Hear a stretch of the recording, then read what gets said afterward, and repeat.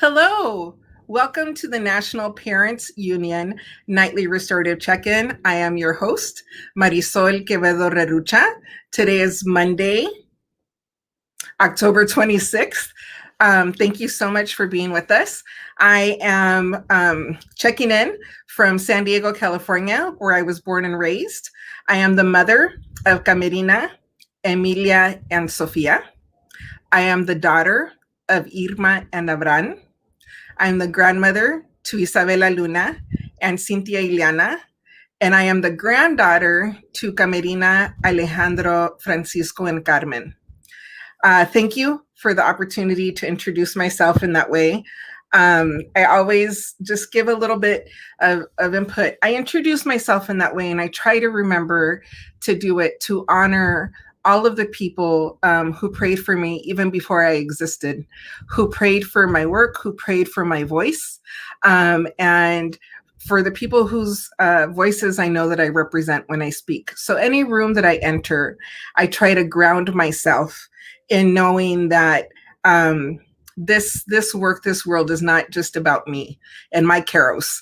It's about the keros. It's about the desires of all of my ancestors and those that are coming after me, all of our future ancestors. So thank you for that time. I want to say hello to my tia Yoli. Hi, Yoli, I see you. And I need a favor. So I want to make sure that we've moved to a different platform. So we used Zoom before, and now we're on StreamYard. So you may have noticed the different look that we have. So on Zoom, because of connectivity issues, Zoom I was able to do on my phone and didn't have any issues. The sound was usually really good. The picture came out really well.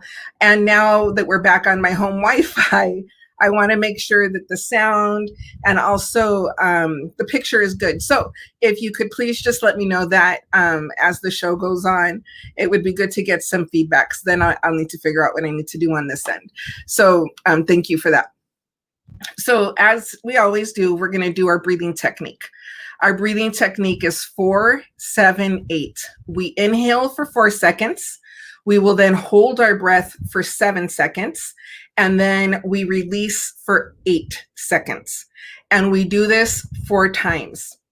I will go ahead and guide us through it. So I'll do the timing of it. And then when we're done, I'll talk a little bit about the breathing technique, as we always do. So go ahead and firmly on the ground. If you want to rest your hands on your lap and either close your eyes, or if you want to just look down, point to an area on, oops, sorry. I'm sorry, you saw my big old paw print. Okay, so because of my connectivity issues, I took my screen board off, so I'm using the touch screen, so hopefully everything will go well. So sorry, feet on the ground, hands gently on your lap. If you want to close your eyes, you can close your eyes. If you want to just look down, find a spot on the floor or in front of you to focus on, take a breath out. And inhale, 3, 2, 1. Hold, 2, 3, 4, 5, 6, 7. Release, 2, 3, 4, 5, 6, 7, 8. Inhale, 2, 3, 4. Hold, 2, 3, 4, 5, 6, 7. Release, 2, 3, 4, 5, 6, 7, 8. Inhale, 2, 3, 4. Hold, 2, 3, 4, 5, 6, 7. Release, 2, 3, 4, 5, 6, 7, 8. Inhale, 2, 3, 4. Hold, 2, 3, 4, 5, 6, 7. Release, 2, 3, 4, 5, 6, 7, 8.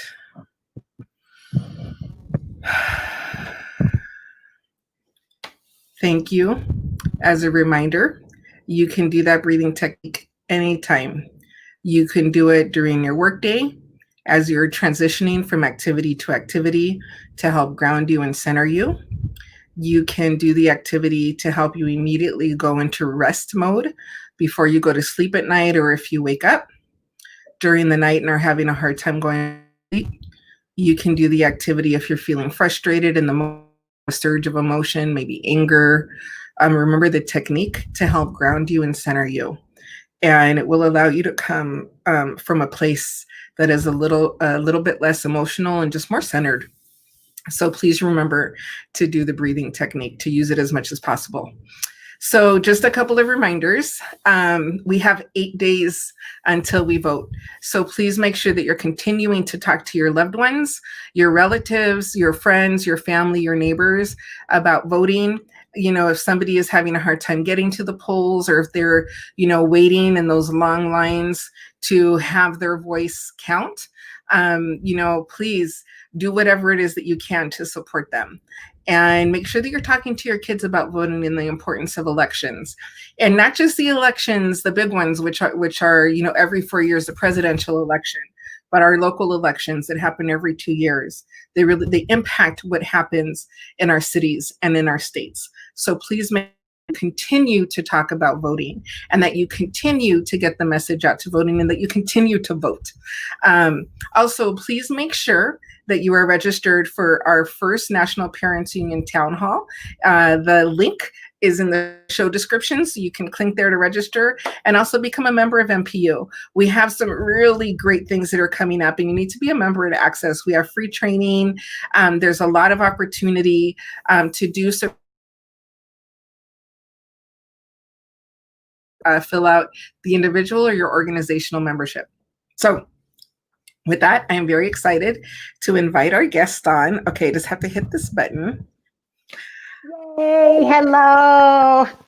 So I have Dr. Cynthia Smith-Ough. It is my pleasure to have you on our show. Cynthia, if you could please introduce yourself to our guests, share anything that you would like. If you want to talk about your work, if you want to talk about your family, if you want to talk about what you love most in this world, if you want to talk about your passion, if you want to talk about something that's irritating, whatever you want.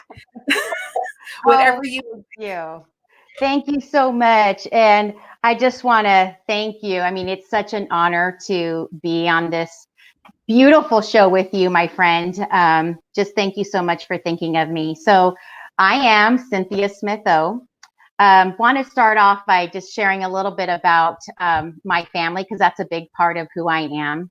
I am a very proud wife of Charlie O. He's a retired Marine, gunnery sergeant of 22 years. My son, Max, who just turned 18 while he was in boot camp, and he is also on his way to become a Marine. In fact, starting the Crucible tonight, which is the very final culminating event, sort of say the rite of passage to become a United States Marine. And I'm just so very proud of him. I'm also the mother of Stephanie, my firstborn, has my middle name, Kay, light of my life. And she's a nurse in Kentucky, just married last year. And also my beautiful daughter, Nicole. And she is decided to go back to school to become a nurse as well. And very proud of her. She graduated with her master's from Point Loma and said, you know what, I'm not sure what to do with this right now, but I need to want to help people. So very proud of my children. And that's just a big part of who I am. My other loves are Spaz, Echo, and Moto, which are my adopted kittens, which, as you know, I love to death. They bring me so much peace. I think just as you shared about the breathing technique, I find that they really calm me and help me with those moments of high anxiety or challenges, or when I feel like I maybe not sure what to do. I take those moments to breathe and to calm myself.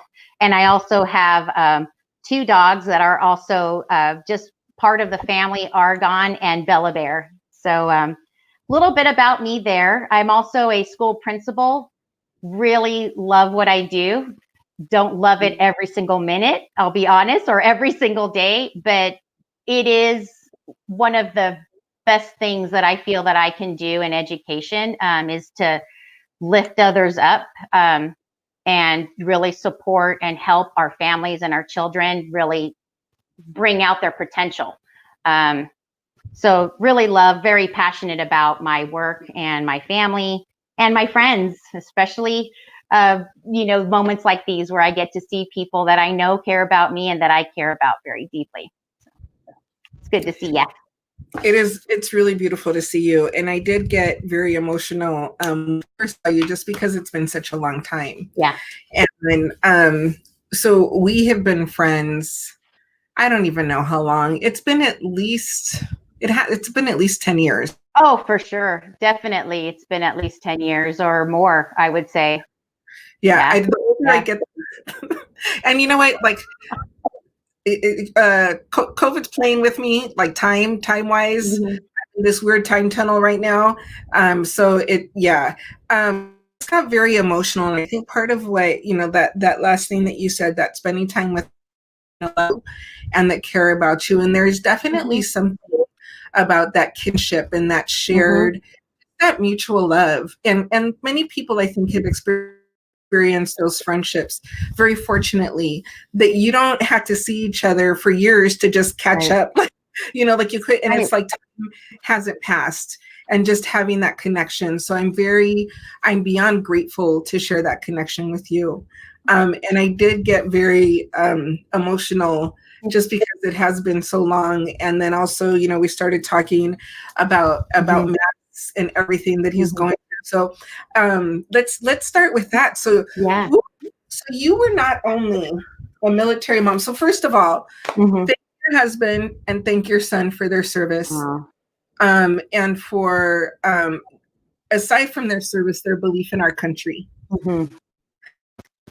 And that's like, I don't take the belief in my country lightly. And I still have a lot of hope over the America that I believe that that was meant to be. But being a military mom and a military wife, how has it been for you? So Max went away. If you can just share what that experience has been like. Yes, Max. So he's now towards the end of boot camp, but he decided that he wanted to be a Marine like his dad. And, 100%, of course, we support him. And of course, there's also a fear that goes with that. But that I really would love to highlight is that, we went through a really hard time, especially with the school closures and, at home. And there were a lot of challenges where I saw that felt like he wasn't motivated to go to school. There was just challenges that we had at home. And I have seen this transformation in my son, even being a part with the letters that he's written me, that has just completely united us in a way that I can't even describe. There were a lot of fears that I had as far as his maturity level. Is he ready for this? Right? We have fears as parents for our children. We always want the best for them. And at least I can say I worried. Did I do enough? Wanting him to succeed, but knowing that there's times when our children have to stumble sometimes and they have to figure things out on their own. And we had some stumbles, for sure. And as this journey has been something that is also a blessing. He started off with quarantine for 2 weeks. So before the official, I guess you could say, starting with the training. And we were able to talk with him every day. And, you could tell that he missed us incredibly. And every conversation, I saw him step up in his level of maturity, in his gratitude for his family, in his appreciation for the things that he's had, and going through many challenges and obstacles. He talks to me about, I'm seeing myself finish. I'm not giving up. I remember what you say, Mom and Dad, about having a, growth mindset and believing in myself, learning from mistakes. And we even received some apologies in his letter just for some of the things that maybe happened during the school closure and not applying himself very much. So it's really is such a joy to see that he's going through this. And it looks like we lost Marisol for a little bit, but that's okay.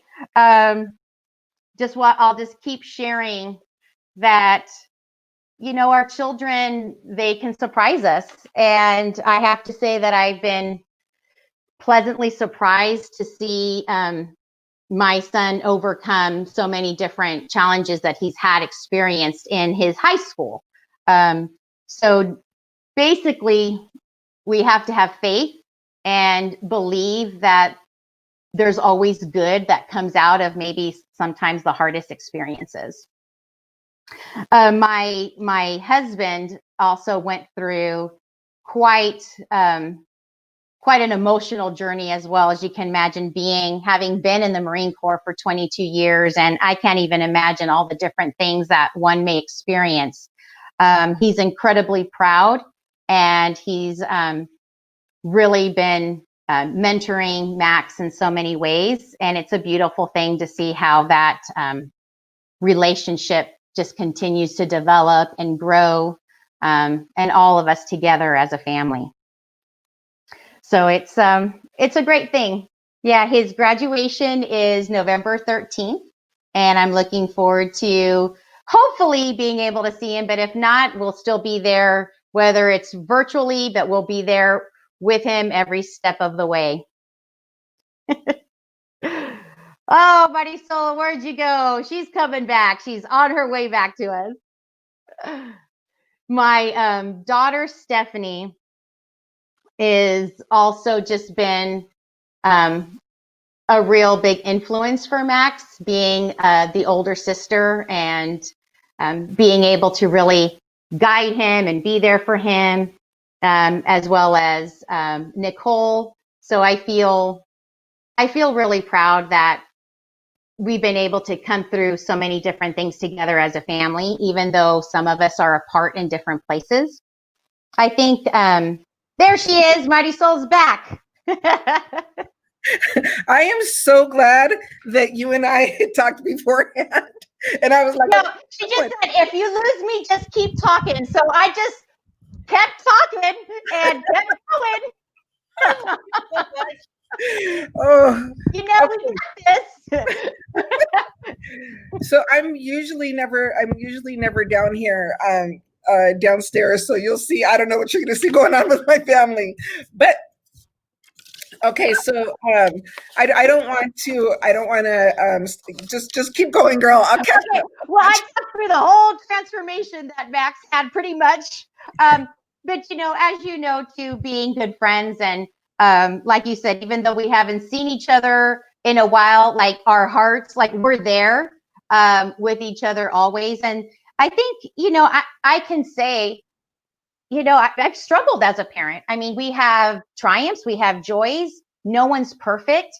And to be able to keep it real and say there were many challenges, right? Many fears and moments where you wonder, oh gosh, did I fail as a parent? Because, ups and downs, and every child's different.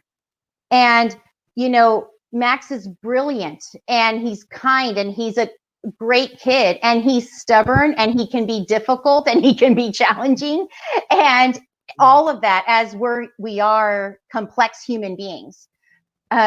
So if anything, what I am so thankful for is I feel I've become closer to my son in this distance than ever before. And it feels odd in some ways, but I didn't even know what great of a writer my son was until I saw like those letters. And some of the letters even marked with tear stains. There was a side of my son that came out, and where he's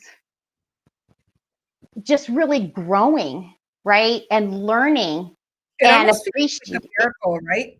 It actually does. And people ask me too, aren't you scared? Of course, sure. I fear, I always want my son to be safe and healthy and strong, but he's become stronger. And I think it's more that he's on a self-discovery, and everything begins within us. And I think,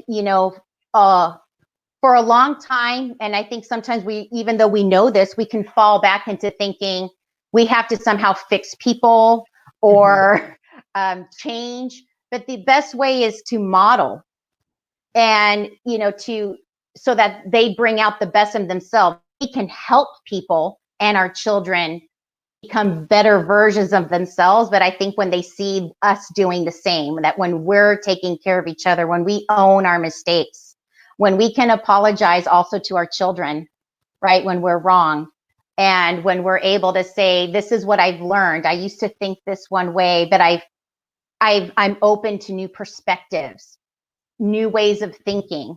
Just because we're their parent, we're not always right. And that does transcend into our children in some way. Because I hear some of the words that I'm like, wow, he did something went in there, right?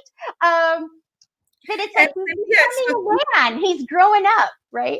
He's 18 or 19 years old. He just turned 18.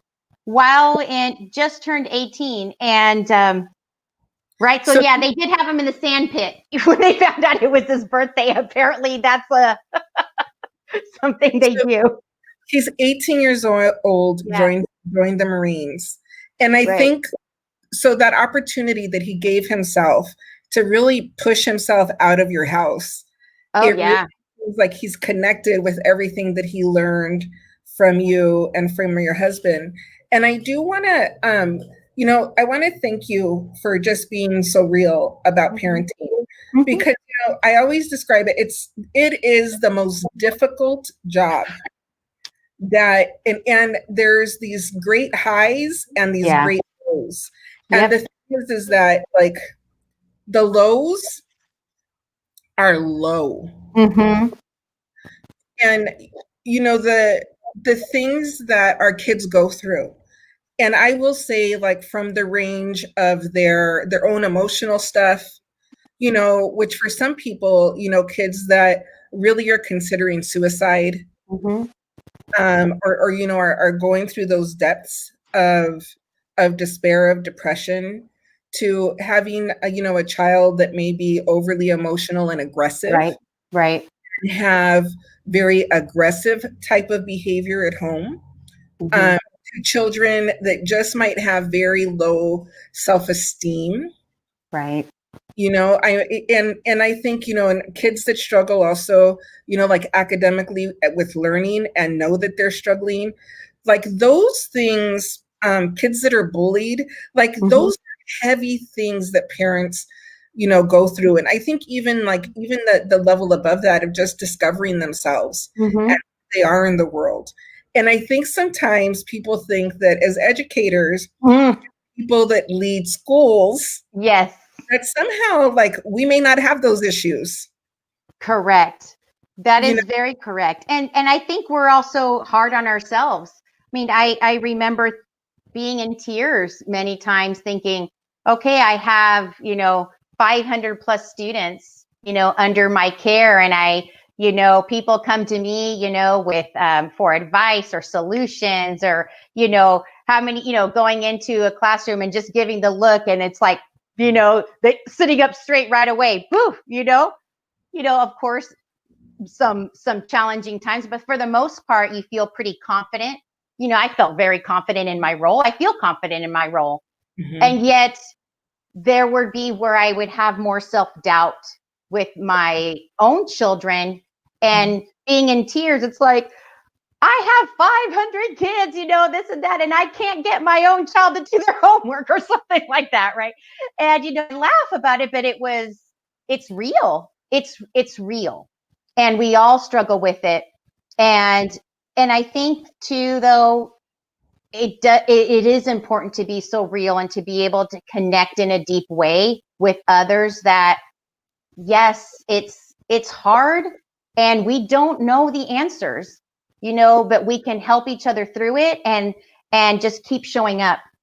And I think I had to listen to my own advice where it's like, continue to show your love, be clear, have high expectations, keep believing in your children, keep believing in your own abilities, trust your gut.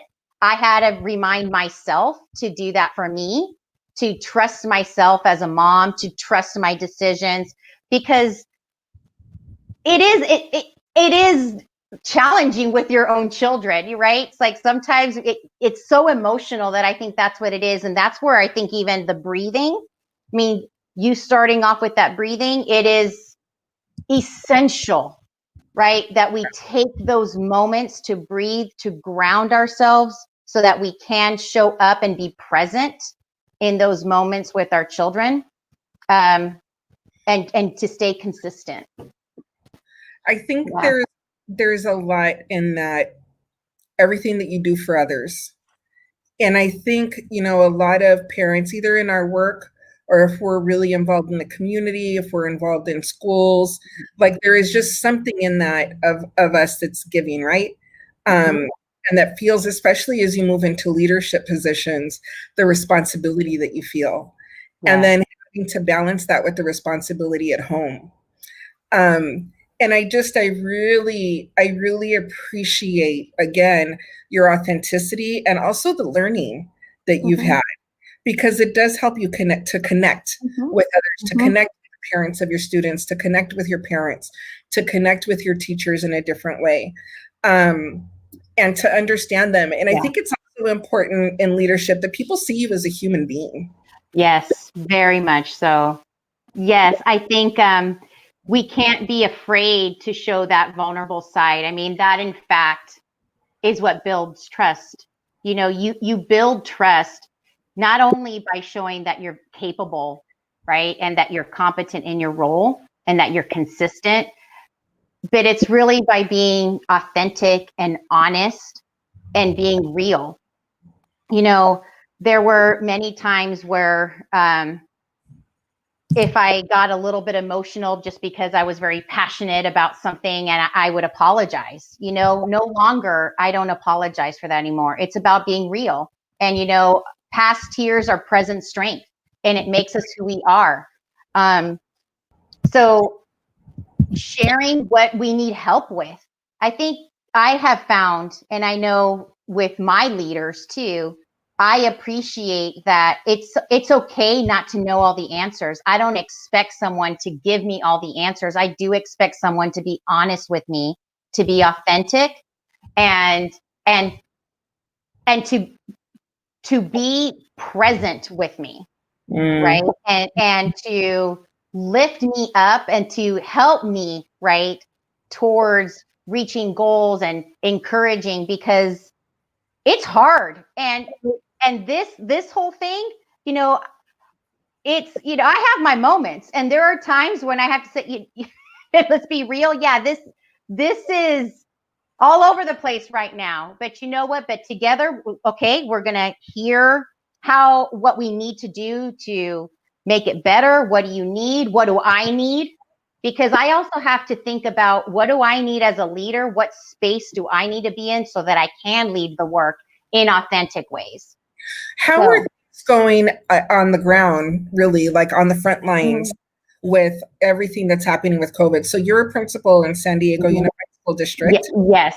That's the district that my daughter is in. We got an email from her. She's at the School of Creative and Performing Arts. Okay, great. And we got an email from her principal saying that they were looking at, depending on what the county, the state decides for a county, what the next steps are going to be, but that they're looking at potentially, bringing kids back into schools. And I will tell you, my kid is not going to go back to school.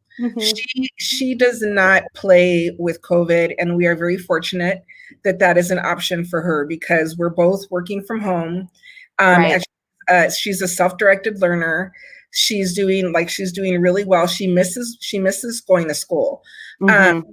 But so my response is, is my kid going to be able, in that kind of program, to be able to continue online learning? but that's from a parent perspective, right? Sure. That's about me and my kid. But you are leading a school at this time. You're leading an elementary school. Mm-hmm. So how are things on the ground for you? And I think in your answer, if you can also just talk about how it is that you're supporting parents. Mm-hmm. Yes, I think, thank you for bringing up the parent perspective, because there's so many perspectives. And I think what I'm very happy about is that, one, it's health and safety first. No one is, as far as families, no one's forced back to come back until they feel ready. So it's about providing all families within our district the options. And of course, we have families that are very, very eager to return, full time. And we have families that, just as you said, that they are preferring, at the time to stay online. And those are things that we're going to honor for all of our families. It is quite complex. This is it's ever changing. Communication is constantly ongoing. And so we've started with our phase 1. I can speak for my site and some of the sites that I know in my cluster. We've started our phase 1 actually throughout our district, where we have appointment-based learning. Families can opt in, they can opt out. And so we're starting small to grow further. And this is also the same right now with our staff. We have some staff that had volunteered to work on site, and they're still continuing to work remotely. We're going to know more about our phase 2 timeline coming up, but it will be like an AM, PM session, and there's still the opportunity to continue fully online if that is the choice of the family. Ways in supporting, families, I continue to have coffee with the principal or afternoon tea, whether it's virtually, weekly updates. I do videos, screencasts.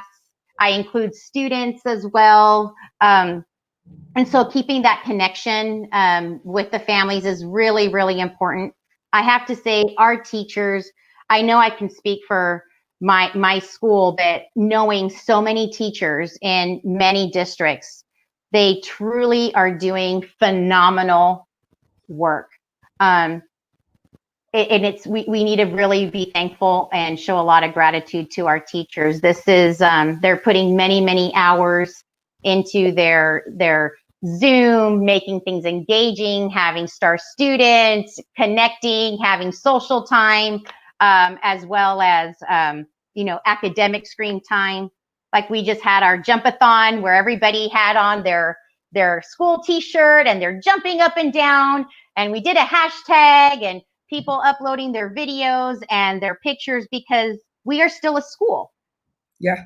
We are still a school, right? We're still a community. We may not be in the physical building, but we are a strong and caring and loving community. And we're not going to let,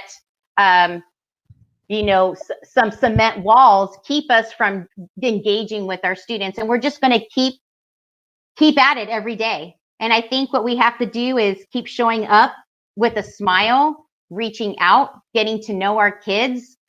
We may be in a different setting, right? But we still know how to care for our kids.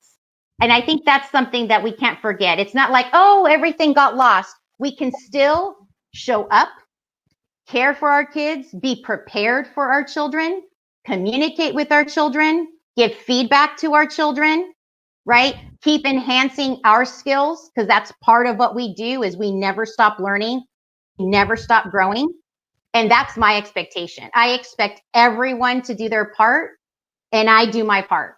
And we show up, and we show up, and we show up, and we smile, because, and it really is, it's like what we believe, our attitude makes all the difference in everything.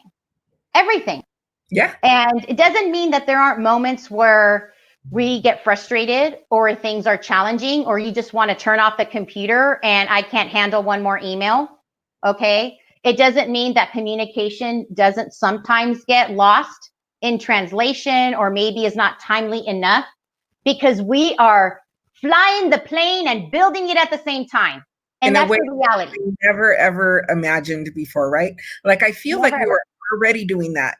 We were already flying the plane and building it because we were really, a lot of school leaders were really focusing on the work of equity and on the work of really closing those gaps and meeting the comprehensive needs of kids, and schools not having done that before, really, looking at the social and emotional checks, and assessing students' growth, both social and emotionally, like that. So I feel like school systems have always been doing that, but this is a totally different, in such a different way. It's like the supersonic plane. Oh, yes. And just like that, right? Just like, man, we had to move a mountain, and we're still moving that mountain. So I think, showing up, we have to take care of ourselves so that we can be our best self. So I think that's where, you mentioned emotional check-ins, and those are things that I do, right? So checking in with staff and going in and making a point to leave voice feedback on Seesaw for students so that they hear my voice, popping in to classrooms and showing up. And we need to remain what makes us that a school. And I have to say it's when March happened and those few months, there was gosh, maybe there still is a kind of like a grieving period. In a way, you lose a bit of your identity. And I had to realize, because there were moments where I'm like, oh, what's going on with me? I'm a very positive person. People that know me, I always want to, I work at also seeing the good in things, because I have that side too. Don't get me wrong, right? I got that side. I know. But really reflecting and looking at, okay, what am I learning from this? What is the purpose here? But there was some moments where I wasn't sure what was going on with me, and I had to dig deep and really reflect for a while. And it was feeling like just the drive to work, just being out on the blacktop and greeting families as I do every single morning, going out in recess time, being out every lunch, being at every dismissal, because that's important to me. Yeah. It's important that those moments, that the hello goes a long way, right? Just greeting people by name goes a long way, and people will be surprised. Wow. And I took pride in that, and it's also joy from that. And so missing that was a big part of what made me happy, what brought happiness and that connectivity, and walking in classrooms and the high five, and I'm a hugger, and also with staff and bringing in some treats, or, walking in the classroom, how are things going? So I had to shift that, okay, it may not look that way, but that doesn't mean that I have to lose that completely. And it did take some time for me to really think through, and okay, let's go, and let's get up, and this is what we have, and we're going to make it the best as no other, right? Our school is going to be like no other school, and we are going to surpass anyone's expectations. Happy to say that our school enrollment also went up over than what was projected. I really attribute that to trust and faith in our school community. So really quick, I think Dawn Seslovic is on, and she says, I miss you both. Dawn, if I cried seeing you, if I were to see Dawn. So what we haven't shared is that that's right. Cynthia and I were the principals at the same school. So, right. And one of our very dear friends was the principal, and then there was another principal in between me and her, and then I was there, and then there was another principal in between me and Cynthia. Yes. So we had the pleasure of being the principals of this amazing school. We were superstars. We were Yes, Sunny Slope superstars. that's right. And it was, I talk about my time in elementary school. It was the most amazing professional development of my life.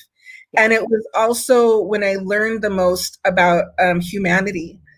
The little ones taught me so much. And I also learned about the importance, the transition from being a teacher where you're very focused on students to as a school leader, you're very focused on taking care of your staff. And Sunny Slope is an amazing school. Dawn, I miss you. I miss your face. Oh, Dawn, love you, Dawn. Miss you too. Oh, that's fantastic. I think you said something really important, Marisol, is that it is very important to all of us. We say, students first, as it should be. But you know what? We have to take care of our staff. Yeah. And we can't skip that part.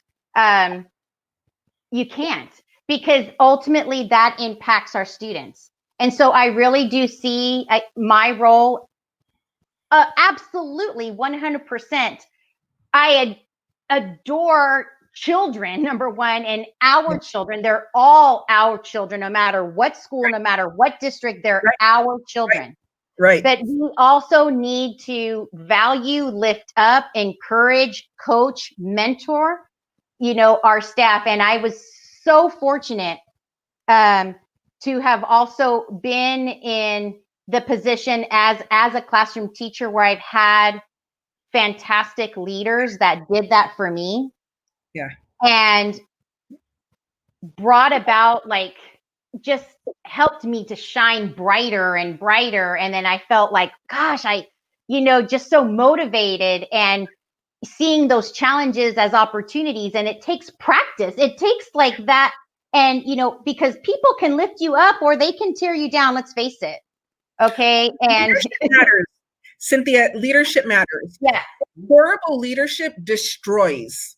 And you and I have both seen systems being destroyed. And what leaders who are not centered and grounded in themselves and are not truly grounded and have not done the work of their ego can destroy teachers, systems, schools. Absolutely. Leadership matters. Absolutely. And so everything that it is that you're talking about regarding the uplifting, that is what makes the difference, because we do need to hold people accountable. We're all professionals. Sure, of course. But we're human beings, and relationships are what matter the most. That's where you get that's where the magic happens, is that connection and that support of our adults. And our adults also need, you talked about, which is the check-in. They need their social and emotional needs met as well. Yes. Because when you do that work as a leader to support your staff, then they are going to in turn really take care of your kids. Because you're not with the kids the way that you're. That's right. Absolutely. That's right. And that's where relationships is also that trust, the trust to be able to be vulnerable and to share your struggles with your leader without judgment. Because how else are we going to get better? How else do we get better if we can't even articulate out of fear what it is we don't know, out of fear of being judged? Right. You can't. I personally don't think you can truly grow and get in there and do the work if you're in fear of saying what I don't know. There's a difference between I know what I don't know and I'm not going to do it anyway. Yeah. Or I'm not going to try, or I'm not going to, I don't feel like I should. There's a difference. Yeah. I know like that. I don't need to learn anything else. I don't need to learn how to do that. I don't need, no. There's an honest humility. And I think of what you're talking about in the authenticity and the vulnerability. And it's not humility for humility's sake. Yeah. It's very much own what you don't know. Right. Own it, own those pieces. And we have experienced, leadership that is incapable of doing that, and that is incapable of moving beyond themselves to do what you're talking about, which is connecting with staff, support, listening to staff, supporting Yes. staff, not making staff feel like, so I call it the I gotcha. Like that gotcha, you know, like that environment where we're out looking to get people. Oh, right. Where right. What we want to do is we want to create that environment of I got you. That's right. Like, I got you. I got you back. I got you, girl. I got you. I got you. So Marla is on also. Who is Marla. Really, like you and Marla and Shelly. Yes. And also my first principal, Karen Jenny. Yes. The most amazing school leaders. And it has been a gift and an honor to learn with you, and to learn from you. And when I talk about that, like those components, like really knowing your stuff, curriculum, knowing that you have the ability to support your teachers and parents and kids pedagogically. Yes. And the curriculum, like really knowing that you are able to support them in developing in that way. Right. But so really caring for them as human beings. And really doing the things that you talked about, like the going out to the playground and playing with the kids, that presence, that people want that presence and they want consistency. That's right. Absolutely. And you're so right on, because it's not just about showing care and not having, not having anything else to back it up. You got to know your stuff, and you got to continuously learn and grow, and you need to be on top of it. You got to continue to read, learn by doing. You can't, right? So you got to try things out, model it, learn the Zoom, learn the breakout rooms, like just as examples. Like you got to also you got to show your competency level, and also that there's always room to grow and learn, but you have to have, that came up really strong, even in my study, that competency really was very high as far as like what, how principals can build trust with their staff, as well as that consistency and the authenticity, right? At the connection piece, knowing that I'm cared about, that I'm valued, that I also can trust, even though if I may disagree with my principal, I trust that they're doing the right thing for kids, that they know what they're doing, right? In some sense, right? Being open to dialogue, and that can make a decision as well. So it's definitely a balance, but we can't, you can't forget about, especially I think what's even brought up to light is the power of, that connection. Really, I mean, in simplest, it's like you got to love what you do, and you got to love the people that you're doing it for. I think you have to trust yourself, love yourself. It comes down to that in a simplistic way of saying it, because that's what drives your passion, is the love of the work, knowing that there is an impact. I think that if I can influence someone just to even think differently, reflect a little more, try something new, I mean, that's a win. It's a huge win, right? Because that keeps perpetuating itself. I mean, how many times I think, we've been in these same positions, and would you want to hire someone that can recite every citation in every book, and, or someone that wants to learn, eager to learn, and also has that passion and drive and that love and that care, it just ignites, I think, everything. It's like it grows and it spreads, and we don't, right? And I think that's what helps bring other people along too, right? Because even though maybe there's fear of trying something new, maybe there's been a lot of rejection in that person's life. And so there's a lot of mistrust, and there is a lot of mistrust. I mean, we can't deny it. Partially rightly so, because as we've shared, we know that bad leadership exists in a lot of places. Absolutely. And so having Absolutely. sure you earn that trust is really important. And I Mhm. think there's also something to be said about, when you have the honor of being given the responsibility of a school, Mhm. Mhm. it's the same, to me, it's very close to that same honor of being given the gift of being a mother. Mhm. And that same honor of being selected as a comadre, as a godparent. That's Like, right. you're being entrusted with the That's lives of right. children and the well-being of children.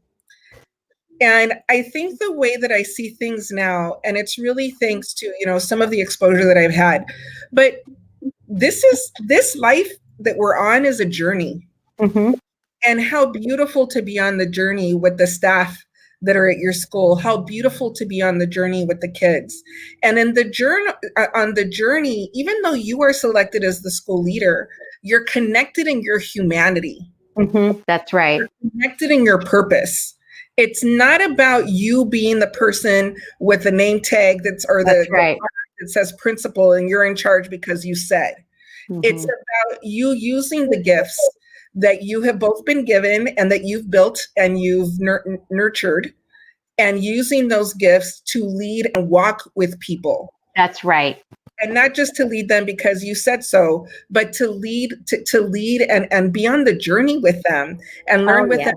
You said something about your son, about the modeling piece and admitting when you're wrong.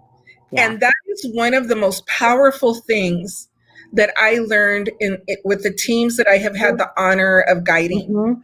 is Mhm. that when I do something wrong or I mess up or I do a misstep, of Yeah. owning it, That's of just right. being able to say, and it's amazing how people respond to that. Yes. It's amazing to me how people respond to you saying, I messed up. Mhm. This is how I messed up. And this is what I Yeah. learned. Yeah. And this is how I'm going to move forward. And That's I think right. modeling piece, that also, the modeling piece is important, but it also helps build trust. Yes, that's right. Yes, because you're right. Leadership is not a title. Absolutely not. I mean, you have to you earn it. Yeah. You earn it, and it is absolutely, it's a privilege. Mm-hmm. Um, Mm-hmm. so every day I'm very honored, um, you know, to be in to be leading a school, to be leading with other leaders. I mean, I may be, the principal, right? And I learned this, even remember hearing this from one of my former principals when I was a classroom teacher, that he referred to himself as the lead learner, right? The lead learner, right? It's like, so it really is that view of leading by modeling, by, okay, collaborating, sometimes, right, having, right, there's a balance between, okay, getting input and just being clear, being authentic. And especially right now, I don't know how many times I've had to say I don't know. Yeah. Right. And it just as, right, we have to be reflective and being real. It was also a little bit like, it was a little hard, right, because you want to be able to give more, and it's just being honest and real, and we're in this situation, but I don't know right now, I don't know yet, but we are working on it, right? And at least even communicating, I don't know that yet, but haven't forgotten about it, right? So I Well, think and that's another thing that you just have to keep, right, communicating. sometimes the most beautiful answer is, I don't know, but we're going to figure this out together. Yeah. Yeah. Like, that is where I have really felt the magic happen in schools, is when you open up that space Mm-hmm. for your parents, for your teachers, for your kids, for your community, to help you come up with the answer, Yeah. to Yeah. help you come Yeah. up with what is needed, you know? Right. And So it is, it's a journey. And it may be changing all the time. What's the answer one day may not be the answer the next day. I mean, right? So we've had to definitely make adjustments. We don't know, but we're working together. We're listening. I don't think anyone right now, anyone out there has the answer, right? But I do feel what I'm very proud of, and I just have to say, not just within my school, but within the district as a whole, with the colleagues that I work closely with, is that I'll speak for myself. I feel valued. I feel that I have leaders that care about me and that care about what I have to say. I work with, and all of my colleagues, like Marla that was on there, but former colleagues I still get together with, my current colleagues, and we talk about, right, how we can support each other, how we can support our staff, how we can support our families. That matters. So those conversations aren't going because, right, because we care. I mean, we care, and we're never, ever giving up, ever. Yeah, that's what matters, and that's what counts. I think that's what helps me.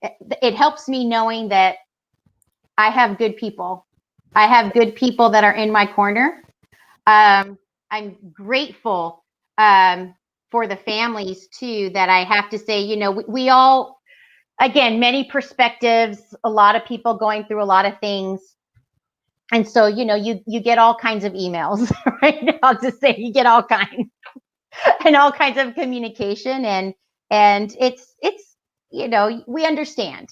And I also want to say that someone must be looking out for me, because in the moments, the hardest moments, I have had some special note, an email from a parent, or a text from a teacher, or a joke from a colleague, whatever it may be, that just comes randomly when I need it most. And it brings tears to my eyes, because I can still remember needing to go take a break. I need to go get a latte. It was like the middle of the afternoon. I hadn't moved from Zoom, and forgetting to take care of myself too, right? You get consumed. I'm like, okay, need to step away. It's a hard day.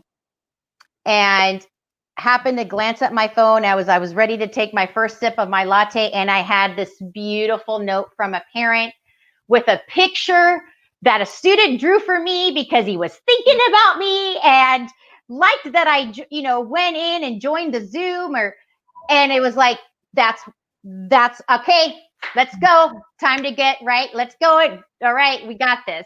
And pick myself up, right, and remembering what it's all for. That's what it's for.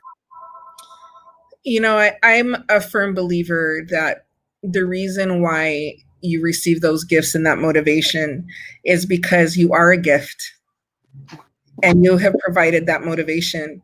The mirror is a reflection. The world is a reflection of who you are. And I think even in the short time that we've been talking, it's so clear about the heart that you have for our youth, the heart that you have for the people who are taking care of our youth. And it's just very clear. And so, of course, I'm glad that the world is being reflected back to you exactly as you're presenting yourself. And I'm so sad that our hour is up. I cannot. It flew by. Wow. I don't feel like we even got to the tip of the iceberg. I was trying to get Marla on the show, because I know she's watching. It would be really cool if she wanted to come on, and the three of us could check in. That would be very awesome. That would be awesome. Yes, because absolutely. She has not accepted my invitation. Oh my goodness. No. Marla, you need to accept. You are a gift. You're brilliant, and you have so much to offer. So you need to get on the show. Yeah, well, and I think it would be good to have maybe the three of us on and continue the conversation. Yes. Think around, and I think she has a really different perspective of motherhood, because she became a mom. That's right. When she married. Oh, you would love that, but you don't answer my email. I'm sorry. Then answer my email, Marilita. Okay, so we'll get it together. We'll get a date set up. I'll email you both. Wonderful. That's wonderful. But I think it would be beautiful to talk to her about parenthood also. Yes, That would be, it would be a pleasure. I would anytime. I will. You have always been, just as we wrap, just always an inspiration. I need you to know that I still have the rose quartz angel. It sits above me, that you gave me during a really hard time in my life. And just, I want you to know that that token for me is still so very special. But I did something. I also then got some special rose quartz hearts that I gave to very special people in my life.